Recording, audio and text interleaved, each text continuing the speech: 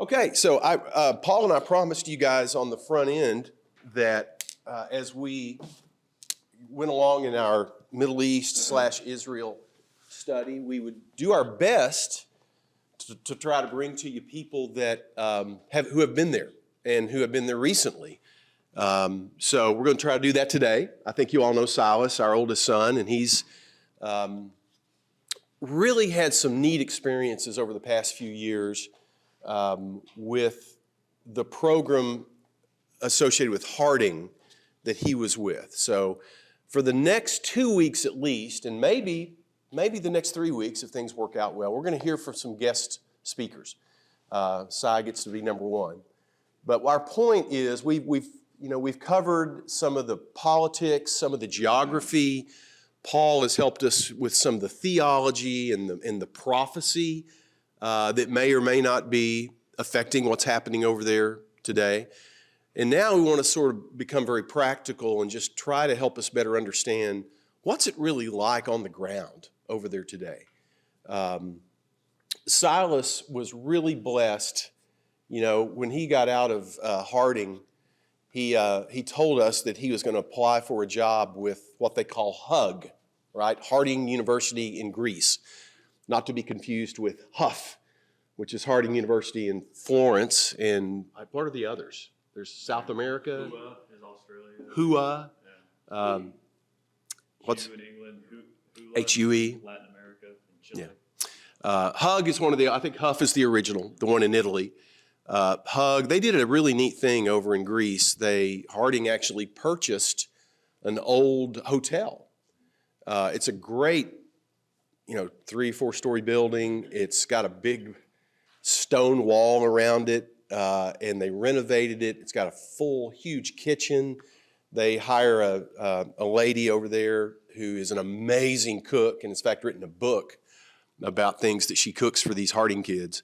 It's really an amazing experience, and Cy was really blessed to be able to go over there. He told us after he graduated that he was going to apply for a job with the study abroad program because he had enjoyed it so much himself when he went over there. So we thought it was going to be like, okay, great, that'll be fun for a year, maybe 2. That became 3, and that became 4. And it's like, when are you coming home? But he finally did. But it was a great experience. So let me tell you guys a little bit about sort of the geography, and I'll let Silas explain kind of what they did. But the HUG program is based in Greece. It's based in Athens, just outside of Athens. And I'll let Cy start off by telling you sort of how the program is structured and some of the places that they got to visit, one of which was Israel, but they went to other places too.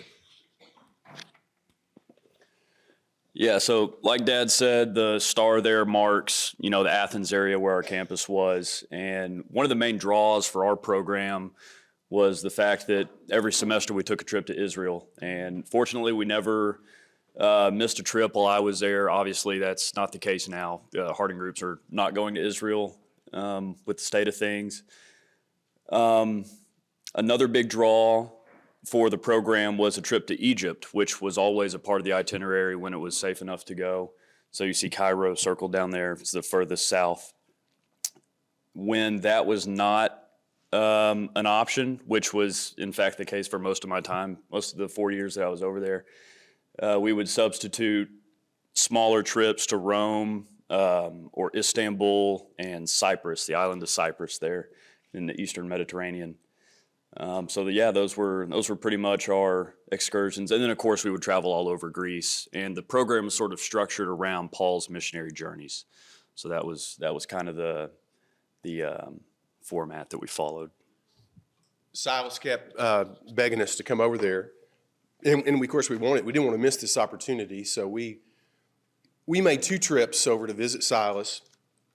One was just to see Greece. And so we went to Athens and some of the areas around Greece, but he really impressed upon us, Mom and Dad, you really need to come and join us on the Israel trip. And it's not uncommon for other people, parents or faculty, to come along and kind of join in on that Israel trip, right?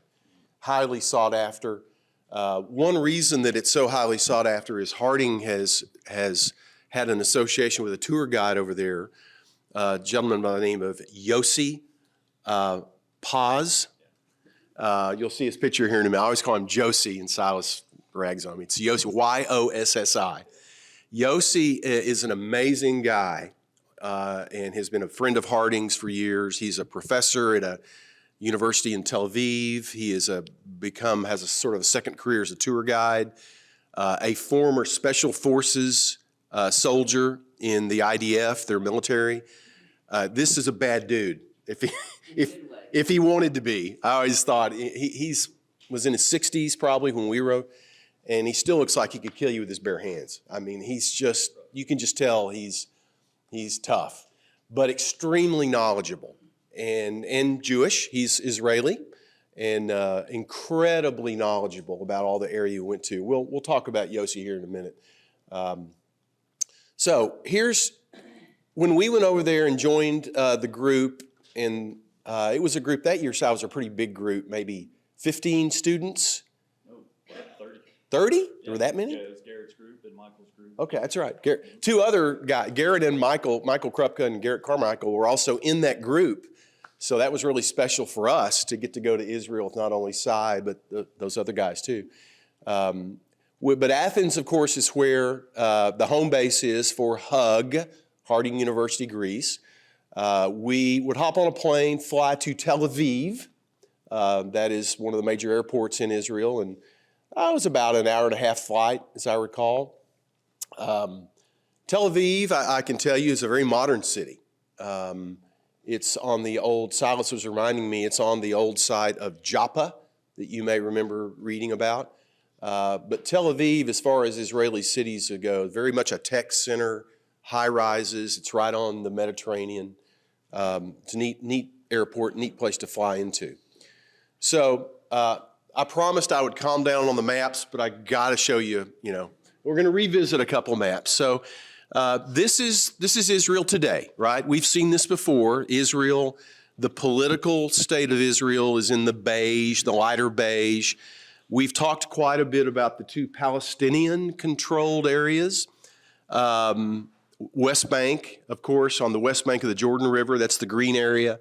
And then what we hear about mostly today, the Gaza Strip, the small area there toward the southwest corner of the country. So that's today's Israel. Let me zoom in a little bit and let Silas tell us. These are some of the main places that we visited along with the HUG group when we went over there. Our trip to Israel, I want to say, was 8 days, a little more than a week. So talk about each one of these places that the HUG group normally visits. So I'll go in order of our usual itinerary. Most of these trips that we took, and again, we took one every semester, followed roughly the same order of events. So like Dad said, we would fly into Tel Aviv. We would see Caesarea Maritima, which is right there on the coast. It's not marked on this map, but it's near Tel Aviv. On our way to Tiberias, which is the furthest north circled city up there. Tiberias is right on the shores of the Sea of Galilee. It's not named, but that's that blue splotch. That's the Sea of Galilee. And then we would work our way down. We'd spend a night or two in Tiberias and take trips out from there to see various sites in that area in the northern part of the country. We'd leave Tiberias, go through Nazareth, which is today, and we'll go into depth on this point here in a minute, but it's today a majority Arab city. It's kind of an anomaly in the rest of the country in that it's not in the West Bank or in Gaza, but it's 90-something% Arab. It's not majority Jewish or Israeli, or not majority Jewish. We would stop and visit a church there. There's a Church of Christ in Nazareth, and make our way on down to Jerusalem, which is where we would spend most of the trip. And we'd take day trips out from Jerusalem. Obviously, tour all over the city. We'd also make our way further south to the Dead Sea area and see some sites down there. It gets in southern Israel, it's very dry and arid. It's the Judean wilderness down there, so it's a different scenery. As you may remember, we talked about the Jordan River you can't really see it, but the Jordan River basically connects the Sea of Galilee, the smaller body of water. Very pretty. I would say the Sea of Galilee is roughly the size of Beaver Lake, maybe a little bit. It's one big blob. The Jordan River runs south from the Sea of Galilee and spills into the Dead Sea. So when we say the West Bank, that's why we're talking about the west side, the West Bank of the Jordan River. Okay, so let's just start. Here is Cy hanging out with one of his Orthodox Hasidic friends at the Western Wall. You can't see it, but Cy was having to wear a yarmulke. We all were. They ask you to cover your head when you go to the Western Wall, and covering your head, what's acceptable to them can mean just putting a little little yarmulke. Little disposable. I mean, maybe that's kind of being called disposable, but they It's a piece of paper. Yeah, they intend for them to just be a temporary thing, just to show it. So here goes Simon. So what Silas was, you made 11 trips there in 4 years, right? Mm-hmm. So talk just a little bit. You get to go to all these different towns in Israel. Tiberias, the first place that you talked about on the Sea of Galilee, that's maybe a town the size of Rogers. I mean, maybe. I think it's 40. I looked this up last night. I think it's 46,000. 40,000 people. So it's, a medium-sized town. Got to drive through the countryside, got to go, to the Jordan River, to the Dead Sea, got to go to Jerusalem, where all of the capital city, where everything's happening. I think everybody would just kind of like to know, what were your general impressions of the country and the people, just broad strokes, after 11 trips there? Things that maybe Americans would be surprised to know about Israelis. The first thing I would impress upon people is that we never felt like we were in any sort of danger while we were over there. In fact, there was a very palpable tension everywhere you went, but you felt like it was so tightly guarded and so secure that nothing would ever happen, like what happened on October 7th. Obviously, maybe we shouldn't have felt as safe as we did. But the Israelis, I would say, as a people, always struck me as they were a very vigorous group of people, which I guess just comes from constantly being, they're a small country surrounded by bigger, more powerful neighbors that are really not thrilled about the fact that they even exist. And so everybody has to serve in the military when they turn 18. And it's difficult to get out of that service. So the people are all very they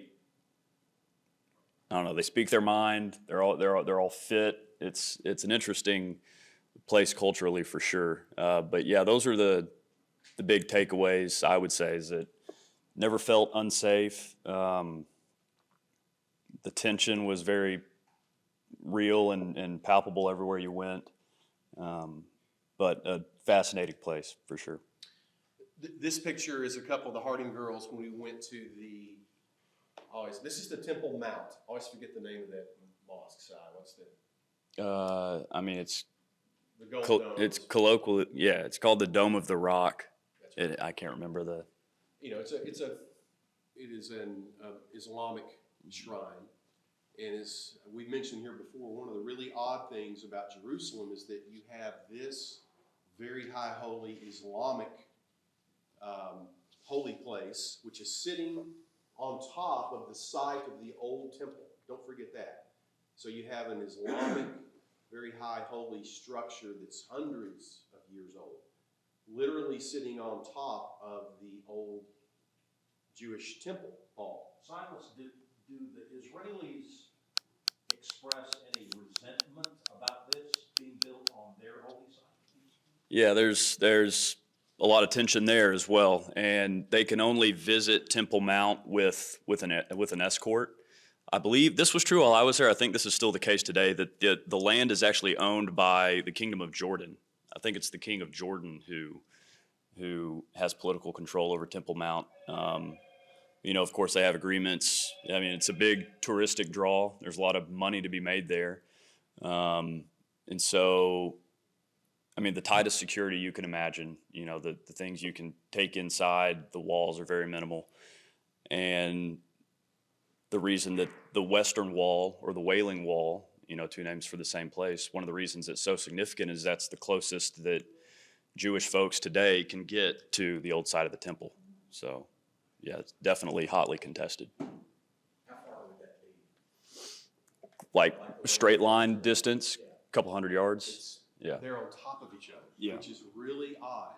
You've got all these Jews and tourists coming to the Wailing Wall, which we were able to do. You know, we have to go to the Wailing Wall, and one of the things you do is they give you pieces of paper, and you can write prayer requests and basically stick them in the mortar of the Western Wall, which we did. But what's odd is you have to remember that, you know, the wall itself, Roger, is, I don't know, 80 feet tall. I mean, it's been excavated, so the wall that's left is huge. Literally right over that wall is this gold dome, this high holy Islamic site. And so it's an odd, I mean, cultures are colliding literally within hundreds of feet of each other. And it's really strange. By the way, these are two, you know, when you go to the Western Wall, the Jewish authorities, out of respect, ask you to cover your head with their tradition. When you go to the Dome of the Rock, controlled by Arabs, Islamic control, they asked women, but not men, to cover their heads. I want to comment on that. Not only that, they have these stretchy pieces of fabric that you could use like a skirt or whatever. If it's morality police. If you go there and they think your jeans are too tight or your blouse is too low cut or whatever, you're required to take one of those garments and cover yourself up. I have a picture of our Harding girls together, some of them. Is that a Jewish thing or? No, that's That's Islam. Islamic. That's, Okay. yeah. So, yeah, that's kind of interesting. It's kind of Who's funny. providing the security? You talk about security, is it Jewish or? Well, yeah, on the outside of the wall, it's Israeli military securing that checkpoint, and then inside, it doesn't look near as official once you're inside the wall. You don't see like uniforms really, but yeah, they have their, you know, people sort of policing the situation there. Remember one time there was I don't think this was your trip, but there was an Israeli official who was Jewish who came in to see, and they can, like, just your average Israeli civilian, it's my understanding, would not be, who's Jewish, would not be allowed to go visit the Dome of the Rock. But this was some sort of dignitary or VIP. He went in with an escort, and the Muslim folks who were in there found out that he was a Jew. And nothing physical happened, but they were yelling at him, and you could tell, or Yossi explained to us that there was not nice things they were saying. They were harassing him pretty severely. Yeah. I have another question about dress, the yarmulke. Okay, we see it at the wall. Why? Why did they cover their heads? I don't know the more specific traditional reason. I was always just told it was a sign of respect to cover your head. It's interesting. You know, because and then Paul, sometimes who in was script- a rabbi told the Corinthians Uncover your head. that when men are to pray, they're supposed to remove their Right. head, Yeah. their head covering. Yeah. I've always found that a little contradictory. Right. Yeah. Maybe it's just the ancients and Mhm. today. I don't know. You know, that's when I was at Princeton, Paul, you know, I for the first time confronted a lot of Jewish folks. I'd never been around Jews of any kind, really. There was one Jewish family in my hometown, Texas, Dr. Cedars. But, you know, among college students, I would say at that university, pretty strong Jewish contingent. I would say maybe 10 to 20% wore yarmulkes every day. Most did not. So among American Jews, this was in New Jersey, very small minority. Yeah. But it is real. And they wear them to class. They wear them to play basketball. They wear them to, you know, whatever. It's difficult sometimes to understand symbolism. Many times it starts as one item and it grows into a standard. Yeah. And if you try to ask why, you often get confronted with, it's because. We've always done that. We're not If gonna you go stop to that. St. Peter's, you can't wear shorts. Mhm. If you go to St. Peter's, they sell jeans on the sidewalk, that get thrown away as soon as people leave. But it's interesting that symbolism plays a big part, not only in their lives, but ours too. We have certain, I mean, my grandmother would not wear pants to church until she was later in age because she thought it was a sin. And I think we have to be cautious. You do it out of respect. Mhm. And that's Yeah. appropriate. I have to cover bald spot else, but that's different. There They're were, big yarmulke for me. I remember signs almost every place we went, whether it was Jewish, Islamic, whatever, that would say, this is a holy place. Please be quiet. Please respect whatever, and people did. People were very respectful. All these places. Here's a question. This has come up in our class before, and I want you to hear Silas's answer since he traveled in and out of these areas, not Gaza, but so what really is the difference? Do you feel a difference? Do you see a difference? I think of Israel basically kind of divided into three areas. Just Israel itself, the Israeli-controlled, the beige area, the green area, which we call the West Bank, and then Gaza Strip, which of course Gaza and West Bank are predominantly, but not exclusively, Arab and or Palestinian. And by the way, if you see Jerusalem, if you can see, there's Jerusalem right there. It sits in a little notch of Israel. The West Bank literally comes right up to the edge of Israel. But Israel itself is not in the West Bank. That's clear. I mean, Jerusalem is in Israel, not in the West Bank. But boy, the West Bank is right up against it. So I wanted to hear Silas's sort of what he experienced. What are the differences between the West Bank, Gaza, the rest of Israel, and do you feel it when you go in one and out the other? I would say a lot of it, we were just talking about Jerusalem, a lot of it, in my experience, depended on how close you were to Jerusalem.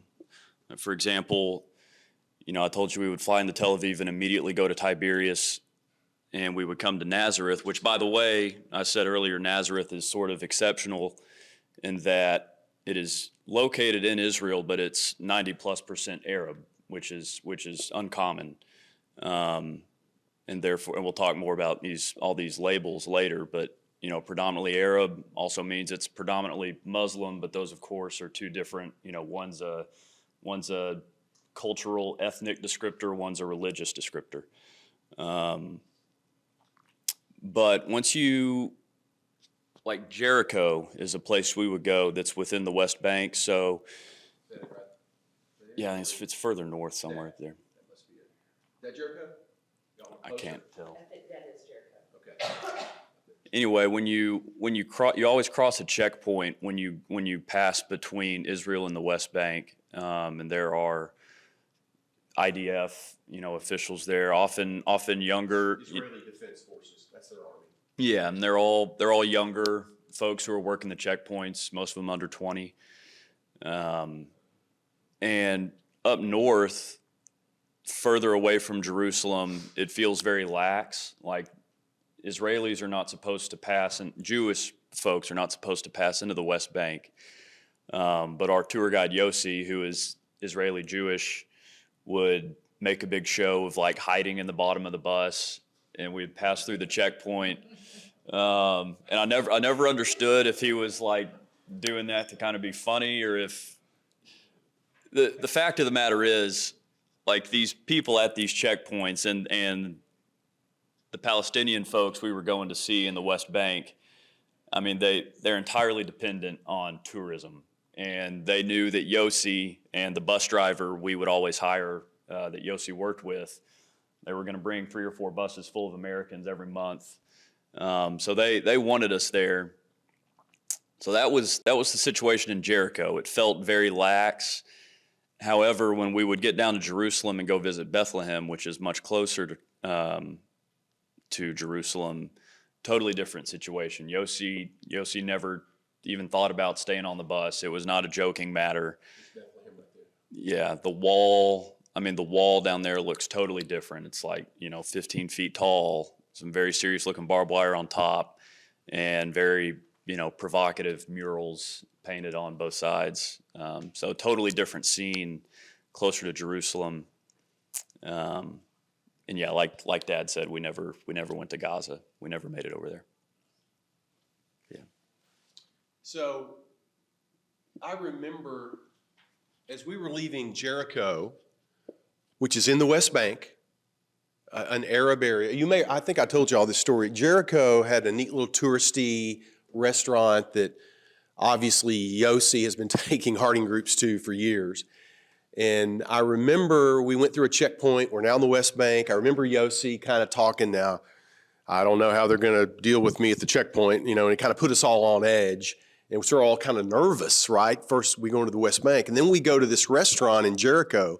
And I remember the owner, the manager of the restaurant, coming out to greet Yossi. And he's going, "Oh, Yossi, mwah, mwah, good to see you. Oh, great to see you." Then I understood. It's like, okay, Yossi's really not supposed to be here, but they love him because he's bringing kids with money, right? And the parents, and they're going to have they're going to feed 40 people in this restaurant. So this is his highlight of this guy's day.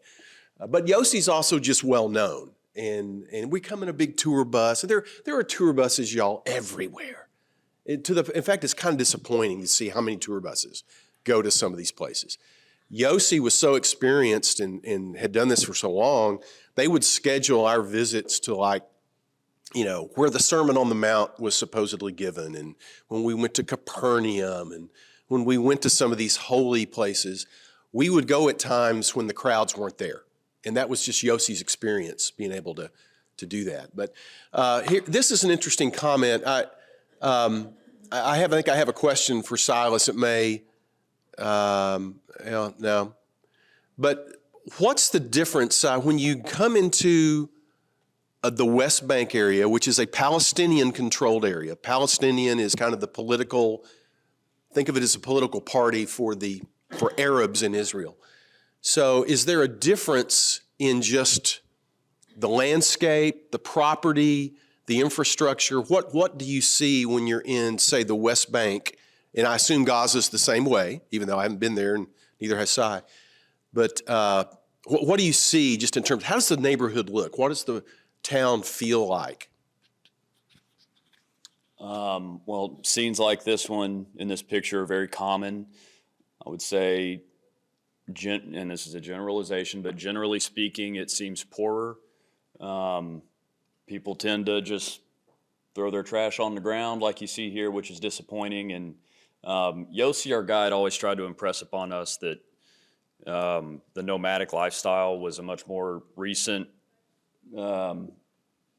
feature of the Palestinian Arab culture. And so these folks are used, and not saying that makes littering okay, but it was just, they were used to not staying in one place for very long. And yeah, I mean, it's sad, but places within the West Bank often looked more junked up. Even the outskirts of Nazareth didn't look great. But, I mean, there are places in the United States that look like this too, I mean, they're pretty junky parts of our major cities, so.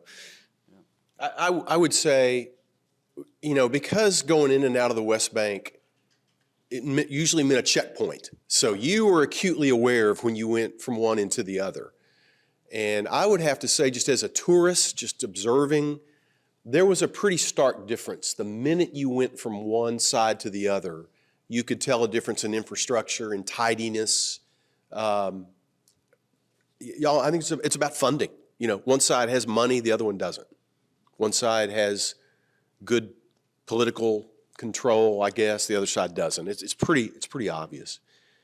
Okay, we've already told you, one thing that really shocked me when I went over there, I was kind of aware of the West Bank. I was aware that Jews and Arabs don't get along.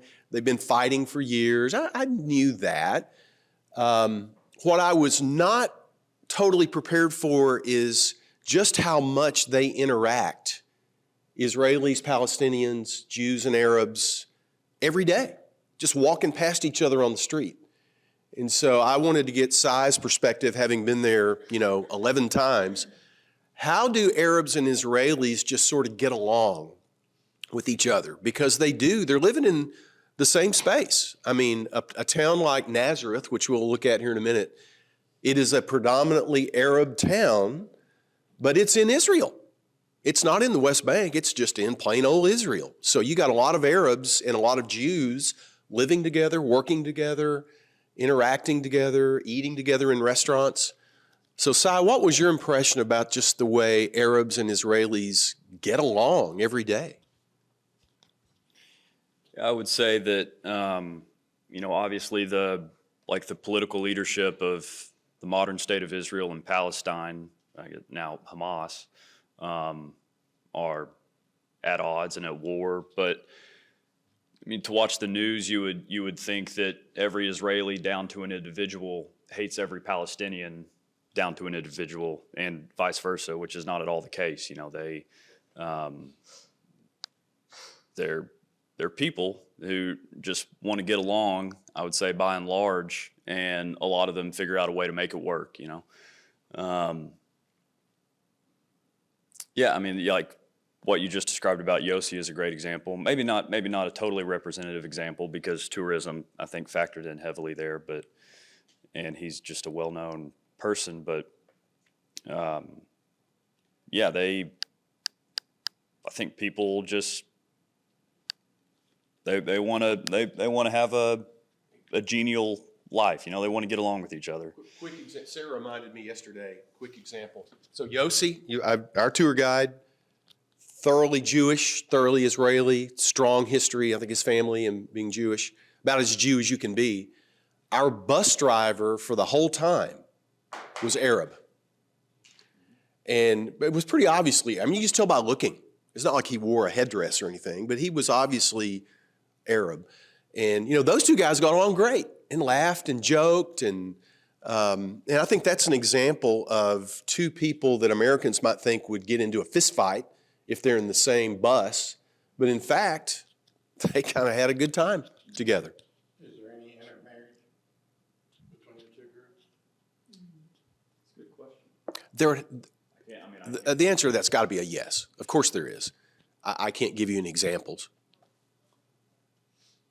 But the guy we're going to talk to next week probably be able to answer that.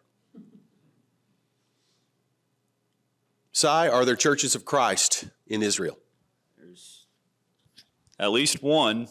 This is in Nazareth. This is the church I mentioned earlier. We would always stop on our way out of Tiberias, and if it wasn't on a Sunday, we would just get together with the congregation and have coffee and snacks and visit with them. I always thought that this was such a crucial part of our trip, even though it was only, maybe a couple hours max, because it highlighted that, this Israel as a whole is sort of obsessed with labels. Like, which camp do you fall into? Are you a Jew or a Muslim? Are you Arab or Jewish? Are you Israeli or Palestinian? And this church proved that, there are Arab folks living in Israel who are not Muslim, which is kind of anomalous. And so the person we're hopefully going to speak with next week is a guy named Sandro, who grew up in this church. He grew up in Nazareth, and he's now a tour guide in Israel. But yeah, he's lived it. He's been in the middle of this situation his whole life. He's about my age, maybe a little bit older. Is he Arab? He's Arab, yeah. Yeah, Arab Christian, Arab evangelical Christian. So I want to explain to everybody. So here's the sign out front of this church in Nazareth, kind of in downtown. I felt like it was downtown. So you see English, Arabic, and Hebrew. And that's pretty common for signs, right? Mm-hmm. And you see it again. Here's like their version of a street sign. Right next to it, once again, Hebrew, Arabic, English. I guess that's the sign for it. Church. Yeah, no. The pulpit minister there is a guy named Maurice. That's Sandro's dad. That's Maurice right there. And Maurice said that they often have to turn away tour groups who see that sign because that's like the official, I guess, Israeli, tourism department sign that points to all these major, landmarks. And that one just says Church of Christ and points to their This is congregation. where Christ went to church. Yeah, and they're like, no, this is just our church building. Like, we just worship here. This is not a landmark. Actually, Yeah. I have a sign, I think I put this up before, and maybe if I remember, I'll put it next week. There's another little sign on that fence that says, "This is not a historic site. This is just a church where these people go," or words to that effect. I'll see if I can pull that up. Right. How many people in the congregation? I would say on a typical Sunday, 40 tops. Yeah, it's a small congregation. Young, old, I mean, Mixed. mixed? Pretty mixed. Yeah, which Yeah, was pop which up. was encouraging to see. They had a lot of yeah. We did what any good Church of Christ would do. When the Harding group came, this is a picture of us that Sunday worshiping. They made a point to put us all on a bus. We drove to Nazareth on a Sunday so that we could worship with the Nazareth congregation. And of course, like any good Church of Christ, we had a potluck afterward with lots of food I didn't recognize. Silas, It do was you know pretty how good. long they've been there, the church itself? That's a really good question. Sandro will be able to. I mean, he'll know that off the top of his head next week. I'm not sure. I don't want to tell you wrong. So this was Silas doing. Maurice is the preacher and has been there for many years, right, Si? Yeah. Yeah. I forgot what. Maybe Silas was leading a prayer or something. But here's something interesting. Look at the songbooks. So we're in Israel. You might expect if we went to church in Israel, we would get a songbook that has English on one side and what? Hebrew on the other? It's Arabic. Mm-hmm. Are the sermons multilingual? When Maurice would usually translate, I remember my boss sometimes they would want him to preach on Sunday morning, and it's just something you get used to because we would do the same thing in Greece whenever we spoke at the congregation there in Athens. They would translate it into Greek, so you kind of get used to working with a translator. You preach a short, bite-sized phrase, and then Maurice would translate it to Arabic for the congregation. It's Arabic, not Hebrew. Right. Yeah. Sorry. Misunderstood your question. Yep. What I remember- Services in Arabic. When we were there, Silas, one of the Bible majors in the Harding group, one of the young guys who was a Bible or ministry major, he actually preached that morning, and Maurice translated for him. Mm-hmm. He'd say a sentence, and then Maurice would repeat it in Arabic. By the way, I double checked, there is a Church of Christ in Jerusalem. The Huffords, Hufford's family used to be the dean of the Harding School of Theology, and also I think his name is Elvis Hufford, his dad. They were some of the earliest missionaries to Jerusalem. I took Hebrews under Okay. under Brother Hufford. It was quite an experience. Because he knew so much of the background. But there is a Church of Christ in Jerusalem, but I can't find any evidence of any others other than the one in Nazareth. Yeah. Interesting. We talked earlier about, I was surprised that, there are some towns in Israel. Now, keep in mind, the West Bank is in Israel. Okay, Israel controls the West Bank, but the West Bank, as I understand it, is just sort of an area, it's not a country. They do have some self-governance. For example, I looked this up a few weeks ago. We hear a lot about Hamas. Think of Hamas as a political party within the Arab Palestinian world. Hamas is very much in control of Gaza. That much we know, and that's what we read about. The West Bank, not so much. The West Bank is more, from what I'm reading, is more in control of another faction within the Palestinian Arab world. I forget its name. Fatma or something like that. Not Hamas, a more moderate group. But so it wouldn't surprise you that towns that are within the West Bank, even though they're in Israel, they're predominantly Arab. But Nazareth is sort of an outlier, right? It's in Israel, but it's, for reasons, Si, maybe you can explain, maybe Sandra will do it next week. It's mostly Arabs, Muslims walking around that town. Yeah. I don't know how it ended up that way. Side question for you. How, between the Jewish people and the Muslim people, how's Christianity viewed? Is it like indifference? Is it third party kind of thing? Is that kind of how they view the Christian people that are there? I would say all three religions are so, they're very well represented that, like they're very strong there. I guess the Christian presence is more like foreign presence, I don't know. And then there's a very strong undercurrent of just secularism in the modern Israeli state. Like a lot of young Israeli people are just opposed to religion writ large. And I think it's just because they grew up around so much fanaticism, from all, like the Christianity we all grew up around is not at all the brand of Christianity that you really see when you go over there. It's very different. So Hey, so I share with what Yossi told you once. We talked in this class how we read about Jews and Judaism, and we think everyone in Israel is religious and still following the Old Testament. We think of them as being very Orthodox Jews, right? Based on what I read, Paul and I talked about this, many people who comment on modern Israel today as being an extremely irreligious place. And maybe only 20% of all Jews even practice religion at all. And, Yossi's an interesting guy, highly educated, very Jewish, but my sense is, based on things he's told you and told others associated with Harding, is he's not very religious at all. Yeah, I think that's and that's not at all uncommon among, Israelis today.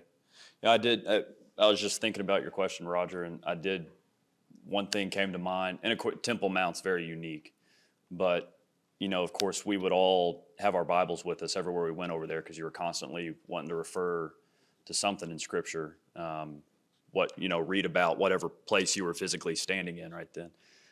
But we always had to be very careful to not take our Bibles. They would not let you get a Bible through security to go see the Dome of the Rock. So that was one place where you sort of felt like, as a Christian, you were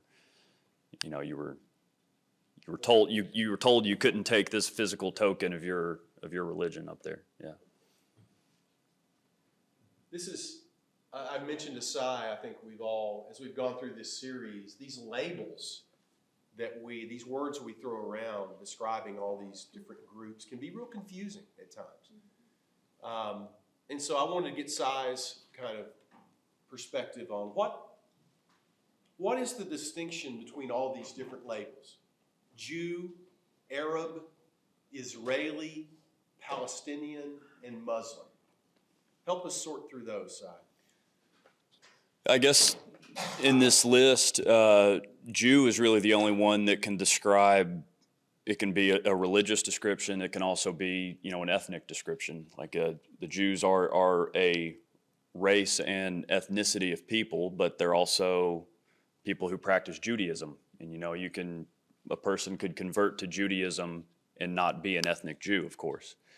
Arabs, that's more like a cultural ethnic descriptor. There's no religious bent to that word, although I would say most Arabs are Muslim. There's nothing about the word Arab that describes somebody's religion. Israeli is just the label for a citizen of the modern state of Israel. No ethnic or religious angle there. Palestinian is an interesting label, I guess, because the state of Palestine is kind of it's a hard entity to put your finger on. But again, I would say there it's a political label, an individual who identifies as a citizen of the state of Palestine. And then Muslim, of course, is, somebody who practices Islam. It's a religious label. And it's so easy to, and again, this is one reason I always felt like our stop at the Church of Christ there in Nazareth was so important, because I think we often, just not being around people over there often, we tend to think of every Arab as a Muslim, when in fact, those borders are not perfectly in line. There are Christian Arabs, even Church of Christ attending Arabs. Yeah. I don't know if they would consider, we'll hear from Sandro next week, hopefully. So here's a young man who is Arab, Christian, grew up in a Church of Christ in Nazareth, Israel. And he's a citizen of Israel, so he's Israeli. So you could argue, yeah, he is Israeli because he's living in Nazareth, but not part of the West Bank. Right. So the word Palestinian for me is the hard one. And I'm going to be really interested to hear what Sandro says about that, whether he, for example, as an Arab Christian living in Israel, does he consider himself Palestinian? Does he affiliate at all with those that we read about in the paper who are Palestinian? I think part of the trouble for us is, you remember back when I showed you all the maps and bored you completely about the history of this area. There is no country called Palestine. There really never has been a country called Palestine. There is an area sort of between the river and the sea, if you've heard that chant. Basically what is today the modern state of Israel has been called Palestine through the years. I would say Palestinians now describe a people who advocate for a country called Palestine. You've heard about the two-state solution, right? There's a group of Arabs they call themselves Palestinians. Many of them are in Gaza and the West Bank, who say, gee, we'd really like our own country.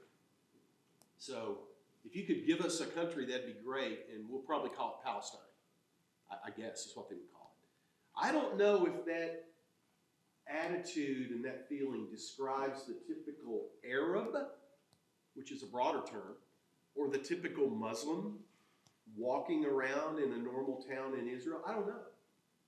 But that's a big question I got for Sandro next week, is what exactly is a Palestinian today? What would be the two-state, if they did come up with a two-state, what, is Israel gonna be what it is in West Bank, or what? Yeah. You got me. I'm not sure. I would have to guess if there was a new state created, the West Bank would be a big part of it. Maybe it would define it. Arlo, I don't know. Chelsea. The non-Islamic Arabs, are they openly non-Islamic, or are they quietly, or are they underground? I mean, well, you saw that the church in Nazareth there, in a predominantly Arab city, they weren't trying to hide the fact that they were worshiping Christ there. They had a sign. So I would say I think they do experience some more, maybe some like benign, prejudice is a strong word. Yeah, I don't think it's very, I never got the sense that they were trying to hide the fact, they meaning Sandro and Maurice and that family, the people who worship at that church. I never got the sense that they were trying to hide the fact that they were Christians or that they experienced severe discrimination of any kind in Nazareth. Yeah. I do remember Sandro telling me, he and I were having a conversation, or maybe several of us were listening to Sandro, and he said, if you're an Arab living in Israel, you may not feel overt discrimination every day, but I remember him talking about applying for a job. And he said, for example, there are certain jobs, if they are maybe a city or a county job. And he said, at least in our town, most of the city government, county government jobs are controlled by very Orthodox Jews. And he said, if I were to go apply for one of those jobs, at some point in the interview, they would realize that I'm Arab, and I probably don't get that job. Well, I was meaning more like, from the Arabs are mostly Muslim, and you're not Muslim, why aren't you Muslim? Yeah, Are you, if you're an infidel, right. you're supposed to be Muslim. Yeah. Yeah. I mean, is that an issue? Within the Arab community. Yeah. Not that I'm, at least I never heard of something that, of an experience. Sandro never told me about an experience that was that, in your face. Yeah, thankfully. That's what I meant by, are they openly non-Islamic Right, yeah. or pedophile? Yeah, I don't think they try to hide it. Well, one interesting wrinkle is that Arabs are not, they're exempted from conscription. Yeah. Arab Israelis do not have to serve in the IDF. Which brings us to the next slide. This is something very unique that it is a requirement. We'll just talk about it aside. There is a requirement that all young people, all Jewish young people in Israel, must serve in the military. Talk about that a little bit, what you observed. Yep, I think it's when you turn, I think it's your 18th birthday. It could be 17th, maybe. It might be a little different over there. But yeah, for men, it's, I think, 32 months. For women, it's 24. But everybody, and it's not easy to get exempted from required service. Everybody serves in the military in some capacity. And yeah, I think it really informs kind of the culture of the modern Israeli state, the fact that everybody has this shared experience, the shared military experience, makes for a very, very fascinating place. And it was the people I encountered I remember one time in Greece, actually, I encountered 4 guys they were all young guys about to be 18, and they were Israelis, and they were about to go back home and start their required service, and this was like their big trip, the fun trip they were all doing together before they went back. And I just couldn't, I wanted to learn everything I could from these guys, and they were not at all, there was not a hint of resentment at all. They were proud to be doing it. And it's my understanding that that's the norm. Like, that's not the exception. I don't think it's something that people dread doing over there. I think people are proud to do it, which I thought was so impressive. And by the way, Yeah. and just in case you think this is a glossy IDF, propaganda, most of the people guarding the checkpoints look like this. Yeah, young They one. are young, attractive, bright-looking, and these are the best and brightest of Israel's young people who serve. They all have to. It's a cross-section of all culture, all society, and these are bright young people who do their military service, and they come out of that 2 years with skills and training, and I presume patriotism, and it's a point of pride for them. Okay, next week. Hopefully, if our technology is right, we hope to have Sandro, who is the son of the preacher at the Nazareth Church of Christ. Sandro's a great kid.